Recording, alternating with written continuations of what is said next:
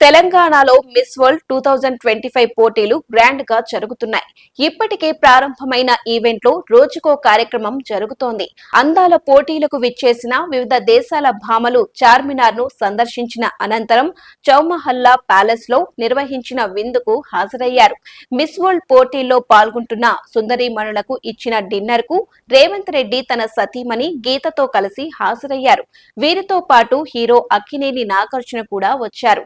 Table వద్దకు చేరుకున్న వీరు పరస్పరం పలకరించుకోలేదు. నాగార్జున నమస్కరిస్తూ షేక్ హ్యాండ్ ఇవ్వబోగా రేవంత్ రెడ్డి స్పందించలేదు. పక్కనే ఉన్న అతడి సతీమణి గీత పలకరించారు.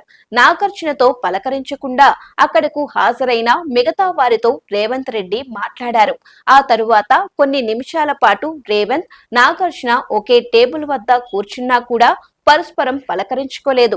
అతడు పలకరించకపోవడంతో నాగార్జున ఇటు తిరిగి కూర్చున్నారు. కార్యక్రమం ఆశాంతం వీక్షించారు.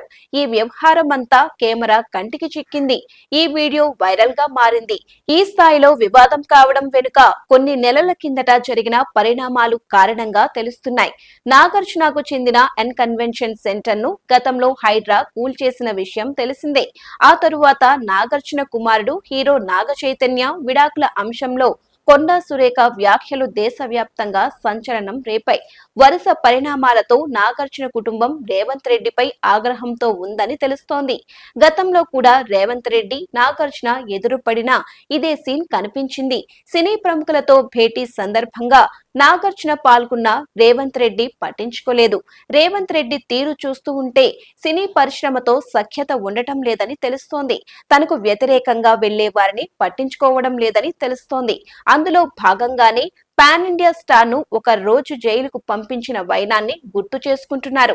సినీ పరిశ్రమతో ప్రభుత్వ వైనం సరికాదని పలువురు చెబుతున్నారు.